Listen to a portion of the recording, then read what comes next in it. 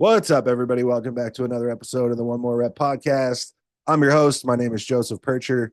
As always, this episode is brought to you by NutriBio Supplements, Crystals, Bikinis, and Bio Longevity Labs.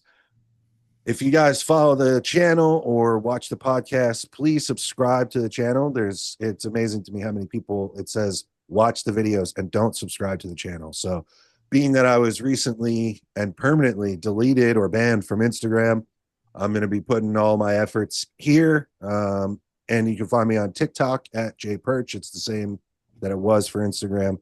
So check those out, subscribe, follow the channel. I'm joined by my two buddies, Josh Jefferson, Austin Brown, Delilah in the background, little cameo. Yeah, she's just next to the bucket. We got just a random set of questions that we got. I had people send questions in the Facebook group. I got DMs about them. The Instagram thing isn't going to work anymore, obviously, but we're going to make it work. So right off the bat, this one, heavy hitter. What is the highest dose of each compound that you have taken and include results and side effects? So maybe if you want to go like one at a time, like highest test dose. It probably had, but they're wondering like it needs to be a completed cycle. Yeah. Or like in like at any given time, like my tren highest dose was probably my second cycle. Like I'll never get anywhere near that again, you know? Okay. Yeah, I got you. So you want to go one by one? Yeah. Test.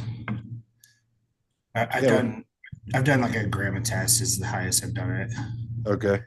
I think I'd have to look back. It might have been a touch higher, like flirting with like 1200 at the end of my most previous completed off season, which was last year. Yeah. And how do you like it? Because I know a lot of times you, based on the situation, you're not afraid to go like higher DHT too. So how is that? Yeah, no, I like high tests, like relative to the entire, equation that's in the, going on. So, but I will run DHTs pretty high too. So like that gives you some insight of like the structure of that cycle. But I felt like I've done the low to even moderate testing and reached, very high, androgen loads, and keep a test around like 500-600 even. And like, I feel infinitely better and more productive with the higher test and just the offset with like, not suppressing estrogen as much and just, the feeling of being a man and having that drive of like really attacking each gym session, just overall well-being. I'm pretty sold on that being, the way I like to set things. Yeah. Yeah. What about you, Josh? Highest T dose? 825 during prep. Okay. That's a good one. And I could honestly tell you that my off season, it wasn't as high, but test was the highest it had ever been to that point. That was the best I ever felt in an off season. Previously I'd run like high DHTs and like max test I think I ever ran was like 500. So like that going up to 700 during that off season was probably like that was a game changer. And then the 825, it was prep, it was towards the end of prep, so like kind of getting kicked in the teeth anyway. So I didn't really feel much, but like yeah, like everything's high at that point. So it was like I didn't feel much different, but in that off season, the 700 test did wonders. Yeah. I've done I only did about a 10-week like off season last year. And the way that Compton did it is I just started on 1050 and I just stayed there the whole time. And it was, the most productive period I've ever had. I felt like a fucking ox. Like you said, besides the obvious, I feel like you grow better. The training is just through the roof. But the general well-being, like the libido, sleep, all of it, you just feel so much better. Like I've done crazy test to DHT ratios where I've done 140 milligrams a test and 1800 Masteron or 2000 Masteron. And I felt terrible, dude. I can't even begin the list of side effects on the negative side that I felt. And You were pregnant, dude. yeah, yeah. So 1050 is the highest that I've ever hung out on for an extended period of time. And I pretty much ran that same number just based on what my like the bottles that I use come back at. It's 1050. So I pretty much stayed on that all through the prep, all literally up till like the day before the show. I was still doing my shots. And I started the rebound with that. And then I just this past week, because I went and got my blood work back. If you guys haven't checked that out, check out the latest rebound series episode 4. I did a whole deep dive on my blood work. The combination of how good my blood work was and how good my blood pressure was, I was like, fuck it, let's move this up. So the next increment then, like by doing having 300 mg per ml is another 210 milligrams. So I'm at 1260 right now. So I'll keep you guys posted. I'm assuming it's probably going to be pretty awesome. I've heard from a lot of the big experienced guys that when they're honest, it seems to be about the cap that people say they'd like. I've heard that you really start to feel like a diminished return past like, anytime you get past like that 12 mark up into the 14s or 15s, I've heard that a lot of times you don't really notice anything different. So I'm going to play with it. I'm going to give it a shot. Yeah. Now let's go with everybody's favorite, trenbolone. What's everybody's highest? I did 600 once in a prep. That was the Ace? highest. Let me think. It was 2019, and I know for a fact I ran like a blend for part of that prep. That's what mine is too. I did a blend. Yeah, it was like test mass tren, and I think I did a blend of Enanthate and Ace together, and it was hell on wheels. Yeah, I think mine was called like it was called like something crazy with 3 acronyms or something. It was like it looked like some shit, right? But I do so I'm almost positive that was an Enanthate, but no, I lied because they had the mix in an Enanthate and short ester, and I ran. So when it was that high, it was Ace.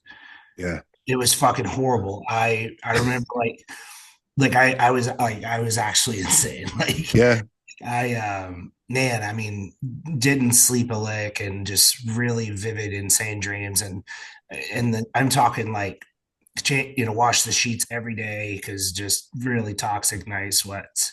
Yeah. Bro, do you notice how bad that sweat smells? Do you notice that or no? Absolutely. It smells like you poured a bottle of ammonia on your bed. Yes. It's terrible. Those clothes are ruined. Your cardio clothes, when you're doing that in prep, those cardio clothes are ruined. Yeah, you just got to chuck them. You chuck them after the prep. That's it. Brutal. I had like this really like just grainy, hard, like nasty, dry, like visual. Of course. But yeah. That's why we keep coming back to it. You know what I mean? Like, yeah, but even like just hunger cues were like I find that like tren like really like drives appetite like crazy. Oh, really? Oh, for sure. Yeah, and I think like when used correctly, right, it could manage stress well, but like we've talked about, it's got to spill over at that point, and then it starts going backwards. And lack of sleep and the increased like systemic stress that you're putting on your body from simply being sleep deprived, I think that's the driver of like the appetite issues that people get. That makes sense from tren, because if your sleep's off one night, you're going to be hungrier the next day because your body's a little stressed, and it's like, your grellin's through the roof. If you don't sleep, dude, you're starving. Yeah, so I've like tren. It can be a benefit for a few people here and there, but like I'm really starting to lean away from it for the for that reason, but mainly. Yeah. What about you, Josh? I was trying to find it to give you the exact number, but I'm 95% positive it was 400 tren Ace in my first prep ever. Okay. And since that point, I think I've gone to 200 tops. Yeah. Honestly, I found my sweet spot. 150 is like feel the best. I'm not a space cadet and not just trying to ballistically kill myself in the gym to the point like where it's detrimental. The longer that I do this and the more like compassionate I get about my clients, and I'm trying to understand their psychology and all these things more instead of just inputting like a spreadsheet. It seems like when you really dig into people, the sweet spot for almost everybody is between 20 and 30 milligrams a day, which is like 140 to 210 or something, right? So like that 150 to 200 range. Hearing that you say that you were like insane, Austin, I almost feel like at this point, I don't believe people if they tell me they took a high dose of tren, and that isn't the feedback. I don't believe them at all. They haven't realized it yet. They don't have the self-awareness to realize that they're insane. Yeah, I thought I was fine. No, yeah. Man, I was no, so I think back, and I wasn't doing a blend. My first prep, I did it by myself. It was a fucking catastrophe. If anybody that's listened to the show long enough has probably heard me talk about it, but I didn't do a blend in a single bottle. I just had both tren enanthate and tren acetate bottles.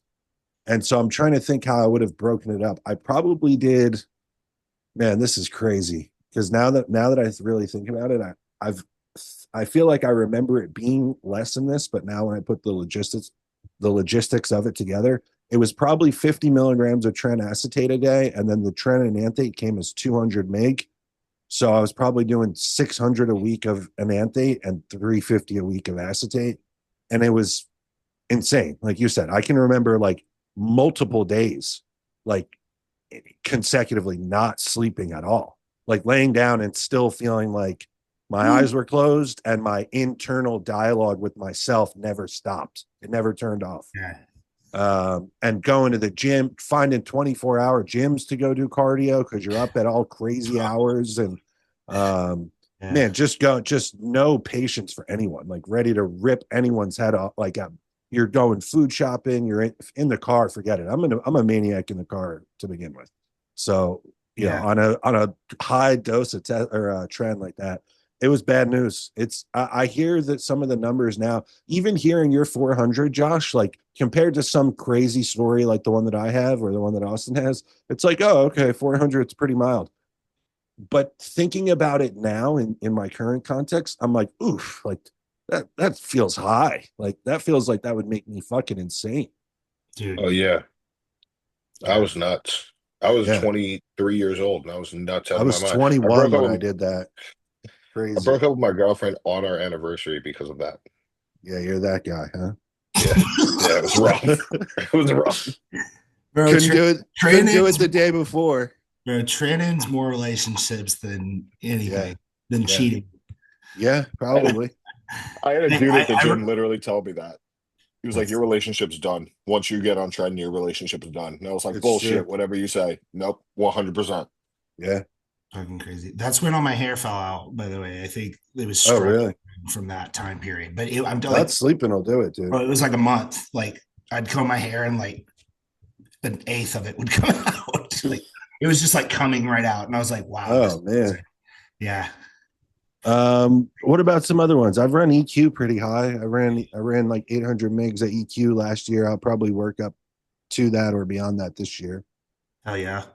I think I've done 6 EQ, but man, that's actually a compound I haven't ran in years. And like our last conversation kind of like made me think about it again. I'm a bad influence. No, like I probably would have actually put it in my cycle if I had any. I just have enough right now of other things, and I'm like, it's going well, so I didn't. But yeah I remember it always feeling good. I would do the old school start prep with it.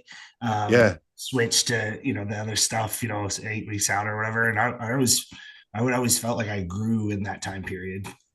Man, I feel like the propensity to drive training, appetite, and actual like muscle tissue growth, other than like test and GH, more and more, the longer I use it, the more experiences I have with clients, I am like pretty solidified, at least at this point in time, about like EQ being like my number 2.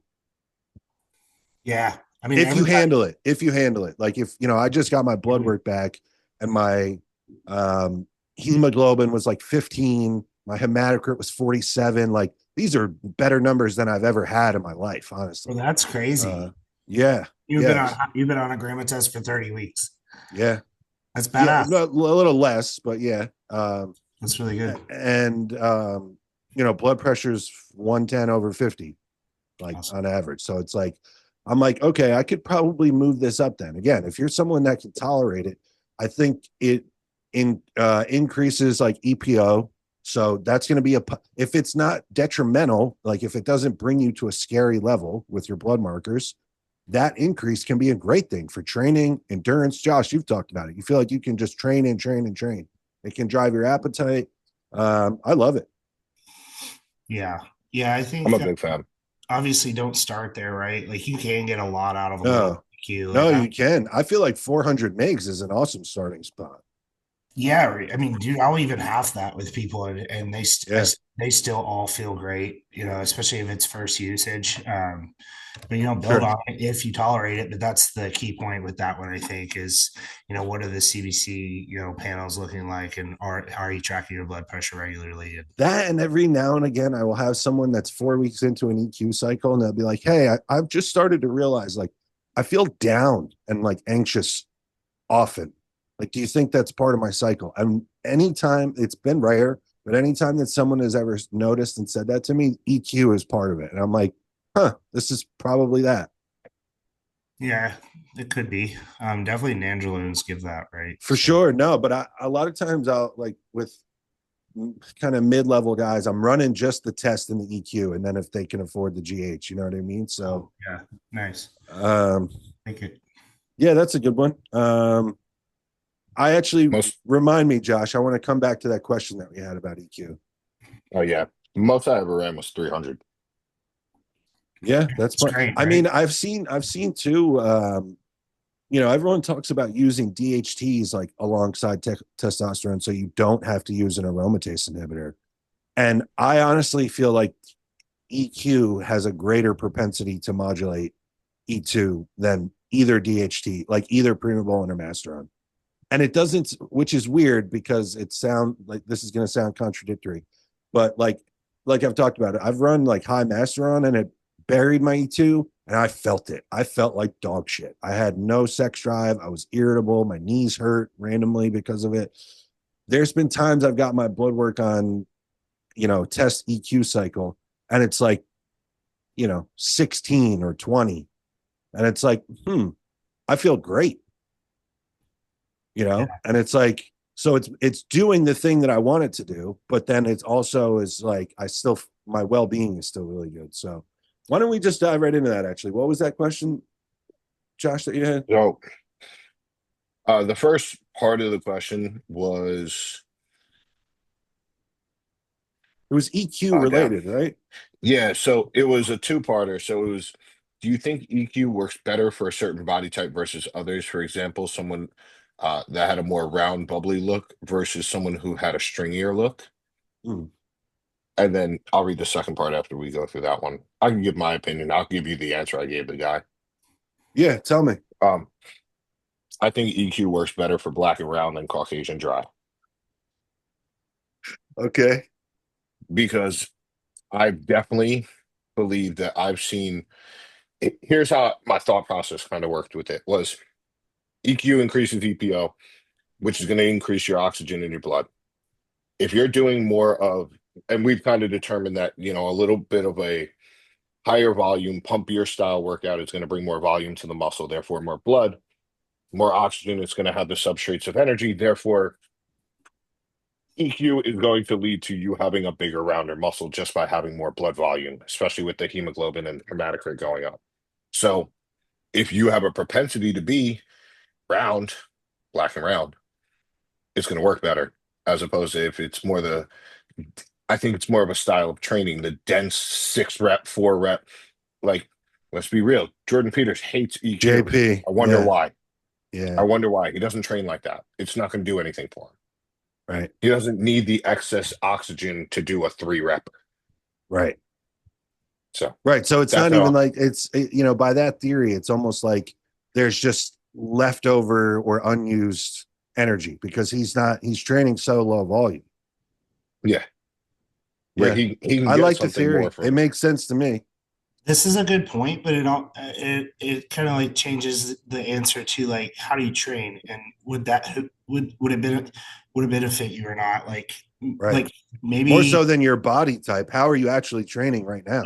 yeah. Are you training high volume and like want to be able to put a high level of effort across that and like utilize what this compound the way it probably should be, or are Yeah. you a 1 to 2 set guy where you're focusing on Right. progressive overload only, or so which it would work there too, right? It would have benefit, but maybe not as much for the high volume guy.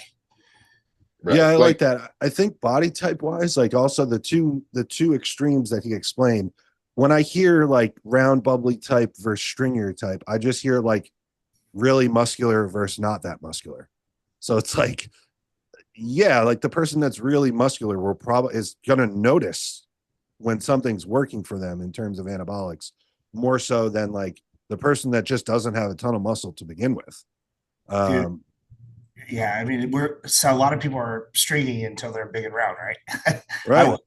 Yeah, same here. Yeah. I it's mean, no I shit. wouldn't say that I'm naturally, like round, but I mean, after 10 plus years of doing this, some of the body parts have gotten pretty fucking round. You know what I mean? Like There's tissue 6 years ago, everything looked pretty stringy. So it's almost sounds to me like how muscular did you get or how far in are you? You know what I mean? But body type wise, like in terms of like a preset thing, I'm this type of body. I don't know because then there's people that say like, oh, EQ makes me watery. Um, so then it's almost like, oh, all right, well, maybe this isn't the best for, to use your example, maybe this isn't the best for like kind of a there skinned, darker complexion black guy. And it might be a good thing for one of these like grainy, thin skinned white guys because they can handle it. Yeah, but yeah, everything's individual based, right? But like, Yeah. who cares if you're a little watery and stuff? Like, what are we wanting out of it? Like training Yeah. increases Yeah. growth. Yeah. If you get a little watery or something, as long as it's not like making you fat, which it's not, right? No, no, it's not actual fat for We sure. can manage No, that, right? yeah, absolutely. No, to me, I think EQ is a great choice. My point was that it's not body type dependent. Like if you're dead set on training low volume and like just super high intensity, and your workouts are maybe an hour, like I don't know, EQ maybe isn't the best for you. But in general, like if you're going to push volume and you're trying to push size and you're trying to eat a lot of food, like I think EQ is like right up at the top of the menu. I wonder if there's this is something I can't say yes or no to, but I wonder if there's like carryover with, the output you have within your training and the training style and like maintaining your health while using EQ. Like, Well, that was kind of what that was exactly what I was kind of getting at with Jordan, like where it's like Jordan has talked about like it fucks up his health and his blood numbers and everything. And it's like, well, maybe you're just not. Now, don't get me wrong, he trains like an animal. I'm talking about work capacity though. Like how much actual work are you doing? in some of that being like cardiac, like, Yeah. Right, yeah. right. So maybe I think that probably does play a role with that compound. I I was totally gonna say agree. that even brings it into like what was Lance Armstrong was blood doping, which is just excess EPO. So it's Yes, like if that's going to increase your EPO, then it has something to do with endurance at the end of the day. right. And Like it's who almost does like, more work than those guys? Like they need to be able to do more work than anybody. And he was probably rather healthy. yeah. So Yeah, I mean, all those guys, their health markers look good, I guarantee it. Yeah. especially because most of them are fucking 110 pounds. Like they're not walking around at 3 bills like we're trying to. You know what I mean? That's a big part of health being deranged is just being heavier than your body wants to be. Yeah. All right. So this guy writes in and says, I want to abandon upper lower, but the data favors frequency. Will I get smaller from a bro or a specialized split? that person will, Why? because you're questioning it. Just do it. Yeah. Just go hard. Just do it. Yeah, see, gauge the time in between when you're going to hit the body part again next, and try to drive recoverability up to like a level where it's going to take you a few days to recover, but you're still fresh by the next session. But I mean, volume just needs to be manipulated accordingly into that singular session, right? Or if you're breaking it out, what I guess upper lower is maybe 2 to 3 times a week or something. So if you go to once a week, accommodate for that with intensity and volume. That was that's the exact answer I gave him because this guy sent me this privately. And I just said, I think when you equate volume over the course of, like, if you zoom out and equate it over the course of, say, a week, um, you just need to make up for it with that one session that you're going to do. So yeah, I would say that both volume and, like you talked about, Austin, the intensity of that volume probably needs to come up then to make up the difference. But my answer with this, or to this, would be no. I mean, the biggest, most muscular humans that we've ever seen on planet Earth, like, as a consistent theme, all of them trained every body part once a week. Yeah. I mean, I agree with Like, him. fundamentally, you're not going to get smaller just because of the training split. Like, if you go to one time a week for, let's say, your legs, and because you were doing upper lower, you were doing 12 sets across the week, and then you start doing legs once a week and you only do 4 sets and 2 of them are dog shit, like, yeah, you're going to get smaller, but that's not because of the split, it's because of how you're executing. 100%. And, maybe if this person was training with a RIR type of, approach, which based on their question, maybe they would consider something like that. Maybe like they Yeah, increase, to training to lower RIR, even like, mechanical failure only if they're going into yeah, that session. And you yeah, would probably see an increase in, gains, honestly. yeah. And then, like, I I would, liked your idea too with intensity. Like, you could even probably cut back on the actual number of sets if some of those have intensifiers with them, Absolutely. There's you you know? picking up your volume there. So Yeah, yeah, I would also say they should probably go like push pull legs as opposed to straight to a bro split if they're so used to training. If it's a frequency thing and you want to make sure you're still hitting the frequency, just train multiple body parts in that day. I think that's I what he feel was like kind of that's a getting natural at, like progression. like specialized split. Like, I'm all of my splits, whether it's for me or for most of the people, like, I'm very rarely sticking someone on upper lower, or very rarely like just sticking someone on a single body part pro split. It's usually like based on what that person needs. Like, if your back stinks, you might train your back 3 times. If you have awesome legs, you might only train them once. You know what I mean? So I think doing something like that to fit your actual needs, no, you're not going to get smaller. And if anything, that those body parts that you prioritize, the idea is that they should get better. yeah, no, I completely agree. And like, don't think your split has to like be in a certain type of window either. Like, it could be a Mm-mm. 12-day setup if it Right. makes sense. Like, just look at what you need, and then some things can be more frequent, some things can be less frequent. You know, Even I've seen this, and if you're maybe have some type of emotional attachment to upper lower, or there you want there to be more of a compromise. I've seen guys that have the traditional 5 day, like, per the day of the week split, that will do upper lower and take a rest, and then do push pull legs and take a rest, which yeah, I think is a good compromise. that's cool. Or I've seen like Yeah, upper lower arms, something like right. that. I did something like that. I hated it, to be honest with you. I hated upper lower, and I tell everyone that asks, but it can work. There's really no magic in the split. It's no magic. Enjoy it. Find something you're gonna. Enjoy it. That, I think that was part of it. I think the guy was starting to hate it, and that's why he Yeah, asked. And yeah. I was like, dude, I hated it too. I didn't feel like a bodybuilder. I never felt like I had a pump in anything. I was always beat up because you have to choose the most bang for your buck movement. If you're only going to do one movement for a body, like, you can't go in and do cable flies. No, you need to go in and fucking incline Smith or something. Right. So, all right, when you write a training program, do you place shortened loaded movements prior to lengthened? We've had this question before. I mean, we're inevitably going to answer everything and Yeah. talk about everything. You do it I long enough. think I remember. No, I know. I was just like, oh, I remember that. It was forever ago. Um, I think it depends a little bit on. I think we kind of decided it depends a little bit on what you're training, Right. like the body part. But we also kind of deduced it down. Like I know I did, like to it mostly being minutia. But like It I think, is.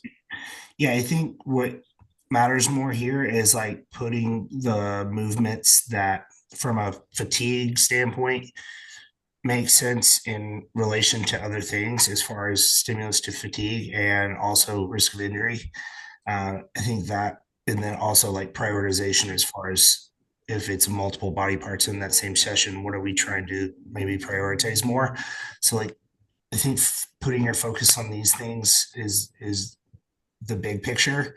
As far as like the actual body part goes, I'm trying to think of an example like legs or something. Like I typically will put like an extension prior to, where I'm, you know, loading the lengthen load in like a squat pattern or something. So, Yeah. I guess if I haven't put much thought into this because I don't really even do that when I split design. It's more those big pillar things I was talking about. But yeah, I guess shortened things would tend to come first, but I think it would depend on the body parts if I went down through them all and kind of really thought it out. But it's just not something I personally do. So when I build a split out, generally if I got a client, I'm asking them like what do they connect with well, what they don't. So like if they're not connecting with their chest well, I'm absolutely putting a fly in first, and I'm putting a lot of sets of flies in because I don't care how Yeah. much you press at that point because half of that's going to be your ego. So like Or it's going to be your triceps or your delts, what they've always been, yeah, so I look at it from that perspective of like if you suck at getting something to fire, I'm gonna try and put something shortened in there for you. So even like for me personally, if my hamstrings, I don't feel my hamstrings on something, I'm gonna turn around and go to the kneeling leg curl that we have and do a couple sets on there to just like feel my actual hamstring contract, or even just like go up to a wall and do a single leg hamstring curl up against the wall to really flex it. So I believe that if you struggle with feeling something, a shortened movement's not a bad idea. That's a good consideration. I didn't even really think about that. I kind of intuitively do that, but that's one of the first things you should be thinking about, actually. I think that makes total sense. I do this. I do think like this. And it's not, if I could describe it the best way that I could, I do think like this, but it's not at the top of the priority list. I think about it the way that Austin does, where it's like most of the time, depending on the body part and what's a priority, it's like going to be, your three bread and butter movements that are the most high risk or high fatigue at the beginning of the session, followed by the three isolation movements. The caveats to that are, is there a priority body part within the actual session that then would change this? So like if you have a push day, but your side delts must come up. They are by far the number one priority compared to everything else that you're training that day. You're gonna do laterals first. And if so, then taking it a step further, if there's such a priority that you're doing multiple variations of laterals, I am gonna order them in a way that it's shortened first versus lengthened. So for example, in my jam, I think about if I do this, right? I'm going in for a push day. I have two different lateral variations. First and foremost, I will do something like a dumbbell lateral first. I'm not putting a dumbbell lateral at the end because all of the load is up at the top. Whereas then, let's say I have the Strive or Prime loaded seated lateral machine. I'm sticking that thing all the way on the stretch portion or setting, and I may do that last. You could make an argument that you just stay on the same machine and manipulate it that way. But in general, I do think about this, but there's also a lot of other things that go into the thought process. So it's really just when it makes sense. Yeah, I guess in theory, like we're stronger in the lengthened portion. So if we're not really utilizing the shortened range, or if it's like exhausted, like utilize doing something lengthened would make sense later on. But it's just really not that deep. Like think through. No, it's not. It's not. Yeah, again, it's like It's how you do it. Like again, it's always going to come back to how hard are you training. yeah, I think it's important to absolutely train. Like I'm not saying I don't consider like the lengthen and shorten ranges and a split design, like they should both be prioritized at some point in the workout. But as far as the order and what you're hitting, like it depends on those other things more. I also think like I was putting extensions before any of my big leg press or squat movements 5 years before I could even explain to you what a lengthened or a shortened position was. Because I it was felt just good. doing this. It just It's felt right. productive. I was like, okay, great. Like my quads are fucking insanely pumped. And then when I go over and put this barbell across my back, I don't have to use 5 plates. I can do 3 plates. Yeah, and your knees feel healthy I and feel great. Everything feels great. My legs feel insanely pumped. Whereas I would do them the reverse and I'd go do fucking heavy squats first. And it's like, man, it takes me 4 sets to even not feel like my knees are going to shoot through the front of my kneecaps. Like, and the fatigue that drove right. versus achieving the same stimulus with 60% of the weight. Now we can have a more efficient workout throughout the span of the workout and not just a really good set of 5 plate squats today. See, not to get on a rant now, but this is exactly why for bodybuilders or people worried about their composition and not worried about raw strength, if I am going to do some type of deadlift or rack pull or put it in someone's plan for their back, it's at the end. 100%. Because I don't want you going in and pulling 7 plates for 3, and then the rest of the work that you do all day sucks. You're garbage because your Yeah. CNS left the chat. I did that. I did that for years, and I had no back. I had a strong deadlift and no back, and it's like no one gives a fuck what you deadlift when you get up on stage. That's it. So It's a really great point, and I think a lot of people can hear that and do something with it because people subconsciously are very egotistical in the gym because it gives them something. But if you want to, what will give you so much more is progressing your physique much faster. That will, I promise, it'll cure that. You know, it seems like with poles, especially, people have like such an emotional attachment to poles, and I did. I absolutely did. I did it probably way longer than I should have. yeah. And talk about a high fatiguing movement. Good Oh my Lord. god, dude, you feel like you can't get out of bed for 3 days. You're yawning. Yeah, yeah. Your body's like That your appetite sucks. Like there's all these things that come with like just crushing yourself like that. 100%. Um, okay. Do you agree with the saying you are only as big as your dose? All other parts of bodybuilding being perfect dependent. Yes, I do agree with it. Yeah. If every other part of bodybuilding is being nailed, then it's 100% a true statement. And my immediate answer was you're only as big as your appetite. And then that's exactly what Austin was saying. As long as everything else is in line, yeah. Yeah. Yeah. There, I mean, even, there's this like mystique about the really genetic elite guys in bodybuilding about how they, oh my God, they take way less than everybody else. No, the fuck they don't. Guys, when you have some honest conversations with the guys that are really crazy looking, I promise you that is very rarely the case. Maybe in certain scenarios they get away with taking less, yes, but that doesn't mean they are taking less. Okay, but say they are taking less, the point still stands. If Right. Big If they Ronnie took is more, as they'd be big as bigger. Yeah. so Yeah. yeah, and I would add into the statement like health dependent too. If you're Right. Can you handle it? yeah, if your organs are shutting down, like, and you're doing your highest dose, like, yeah, you're not gonna go. But Yeah, I've heard something that I've liked over the years. I heard, I don't know if it was like Patrick Tor or it might have been Boss, the guy Stefan, but yeah, I heard him in a conversation one time describe, someone was talking about hyper responders, and he said, well, part of hyper responders is really they are hyper tolerators. And he's like, I see the blood work, and it's like, these guys are on an amount that might kill somebody else. And it's like, it doesn't even look like they're on anything. that's crazy. It's Yeah. so true because then Which that's probably the difference up at the very, very top. Because I've gone on trips. I've had some of these guys come and stay at my apartments for photo shoots and stuff. Like I have been in some of the circles with literally the best in the world.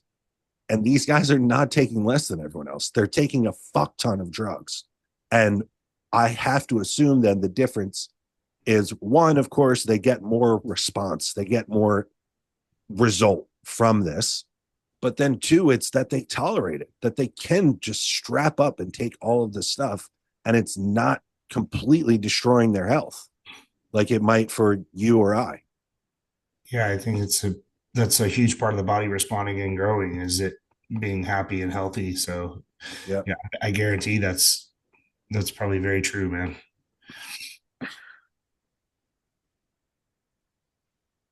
People talk about game changers. Can you guys point to one specific drug that has made the single biggest change to your physique? Growth hormone. I'm so proud. And I'm saying growth hormone from the fact of it fixed my sleep. Even when I was on like my lowest dose, it fixed my sleep. I grew like crazy.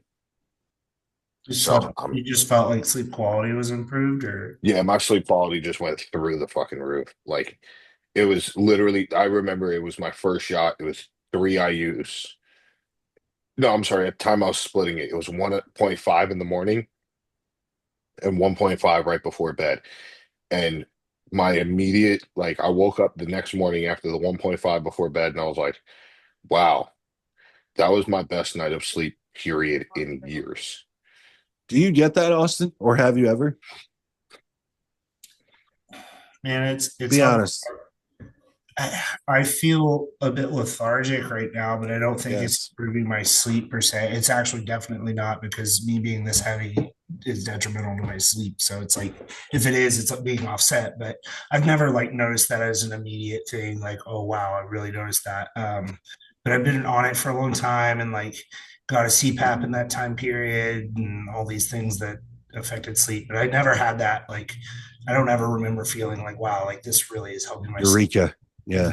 Yeah. I've heard a fair, I'm not knocking what Josh is saying because Heard it a lot. I've heard it often. Like it Yeah. almost feels like one out of every two guys that you talk to, one of the first things they're going to cite is not the pumps or the fullness, but the sleep. I get that from And clients on the regular. me too. Yeah. And I'm always like, oh man, like I feel left out, you know? And I've never felt that. I've never had that response. And the majority of the time that I've used growth hormone, it was like less than bodybuilding amounts. They were like minuscule amounts. And one thing that I have consistently kind of read and heard, especially from kind of educators in this space or about that topic specifically, is that there does seem to be like an upper limit to when you're getting sleep quality enhancement from it, like lower, more normal person dose does that, which aligns with what Josh was saying. Okay. But I started consistent GH use in I think either 2018 or 2019. And it wasn't until 2023 that I took more than 5 IUs. Like I'd always just taken way less. Yeah. And I never ever got any type of change to my sleep at all. So I say all that long story to get to this. I've been on 20 for probably 10 days and I do it all before bed and I do that shot and within 20 minutes I cannot keep my eyes open. And I think that's more like the lethargic feeling that you're talking about where it just knocks me out almost. So I couldn't imagine running like high dose split or like early in the day. Yeah, I think that's what I'm running into. Like I almost like wake up tired and then I'll like kind of come out of that and it's like I haven't, You do a that, shot and 3 hours later you're ready for a nap. yeah, I'm like I've actually been like there's been some like required napping happening. Like Yeah. I usually will not nap, but it's like I like have to do this or I'm gonna be like I can't work because I keep falling asleep. So I'm like, this is new. So either my CPAP's broke or like this is probably this. No, I've the whole past, I would say 10 months, I've been in a crazy immaculate sleep schedule. I'm in bed by 9 o'clock. You guys know this. I'm asleep by 9 o'clock, everything off. And because of that, I never have to nap. Even I get up at 4:30 or 5 in the morning and I never nap. I haven't napped for a year. And the past 7 or 8 days, again, like I've been up on this elevated GH amount.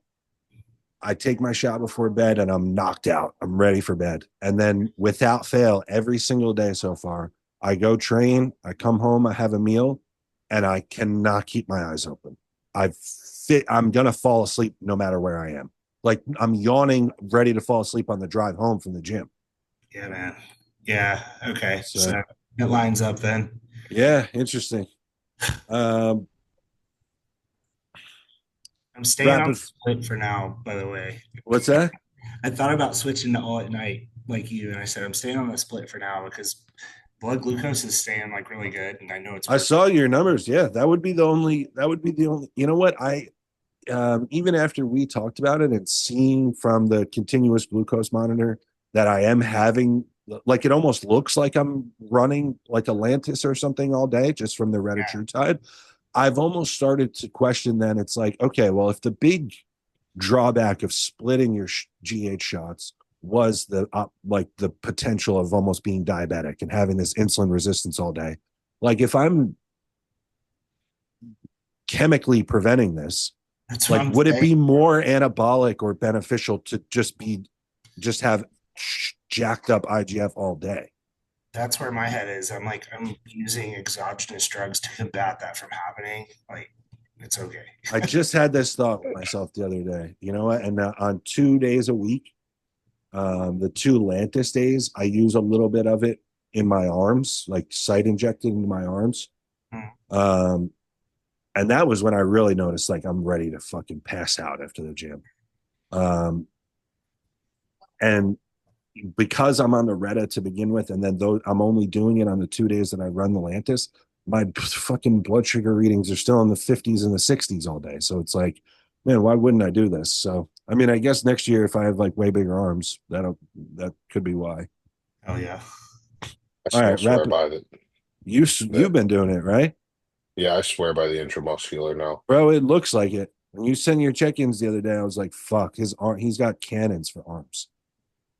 My I'm only shooting in the side head of my tricep, and I swear that like not only has the tricep itself gotten bigger, but like you can't tell because of the tattoos, but on the left side I have a bigger lateral head of my tricep than on the right side, and I the right side is now thicker, like Even, yeah. visually thicker.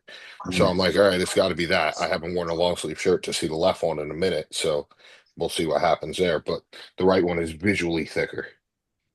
All right, I got 5 minutes or less. Rapid fire answer. Kind of like this. You had asked something about this or brought this up the other day, Austin. If you had to choose, if you had to choose, deca only or tren only cycle. Blood Deca only. trend. Hmm? I would do trend. Okay. My follow up question to before I give an answer would be like, what's the goal? Like, what am I trying to do? Because Yeah. if I'm prepping, I'm going with tren, and if I'm trying to grow, I'm going to go deca. I'm doing trend both. Yeah, Yeah. man, it just makes me feel like such a crazy motherfucker if I I can would, avoid I would it. even if it was the only compound though, I'd run it like 15 mgs a day, That still made me feel crazy, and I couldn't sleep. maybe less. 10 made me feel crazy, dude. I would run Seven. it, I would run it low, but yeah, crazy one. But It makes you think though, if it was the only one, like if you could get away with more. maybe there's that, I right? might just come out guns blazing and do 100 a day. If that's the only thing I'm running, again, we've talked about it. I think That's the milligram for milligram talk about them all being the same, I think that's bullshit. I think you could get away with way less trend. But if it's the only thing I'm running and I'm still like my same self, like trying to pursue high level competitive bodybuilding, like I might just fucking let it rip see and what see happens. what the fuck is up. Yeah, fuck it. I'm gonna live in this. Someone has to lock you in your house, and you have to be monitored. Yeah, I mean, I may not sleep, so that's a problem. But it always felt like even when you didn't sleep, besides it making you feel crazy and maybe Still hungry, like you progressed. but it also you would like the sun would come up and then it would just be like, oh, I feel ready for the day. Like I don't feel like Fine. I needed to sleep. Yeah, yeah. It's like anabolic meth. The deca only thing has been interesting to me because there's a lot of talk of people actually doing that. I think Matt Porter's the only person I've ever heard talk about them doing a tren only cycle. And I think it was just because he was like broke and couldn't get anything else. That's what it was. right? He said he was like in college or It was like even high 19 or school. something. Yeah. Yeah. But there are people that have talked about, like Todd Lee talks all the time about DECA only cycles. I don't put a whole lot of weight into the things that he says, but yeah, Like worried about like libido and things. I feel like 100% that. I feel like I would probably get gyno again. Like, Yeah. I said deca only because I don't care if my dick don't work. I'll be honest with you. If that's the pursuit, bro, I'm going for it. Let's get it. body you're, build. you're wild. It's time to end this episode before you say anything else. All right, everybody. Thanks for following along. Excuse Josh and his crazy things that he has to say. We will see you guys next time.